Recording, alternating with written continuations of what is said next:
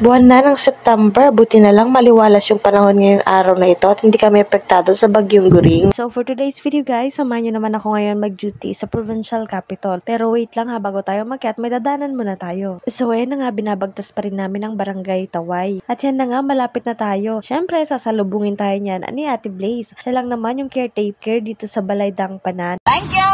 Bye-bye! Mag-hi ka muna! Hi! O diba, tsak naman siyang matutuwa sa bigay natin sa kanya at hatid natin sa kanya. Alam niyo ba guys na ang Balay Dangpanan is para sa mga taga-Distrito 1 dahil sa paglilibot ng ating Sangguniang Panlalawigan 1st District Representative na si Atty. Mario Sibancoro, nakita niya ang isa sa mga problema sa probinsya. Lalong-lalo na sa mga Sibugaynon na taga-Island Municipality na kung saan pupunta dito sa lungsod ng Ipil nang walang pansamantalang matulugan. At yan nga, naisip ng ating Sangguniang Panlalawigan Representative na buksan itong programang Balay Dangpanan sa Distrito 1. Dito pwede kang matulog ng 2 gabi at manirahan ng 3 araw. Tiyak mo naman talaga na mag-i-enjoy ka sa pag-i-stay mo dito dahil napakalambot na ng higaan at naka-air condition pa.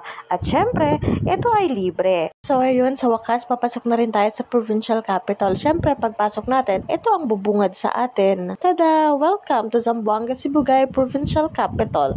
Diba, napakaganda. Hindi pa yan natatapos ha, under construction pa yan. Okay, yun lang muna. Bye-bye!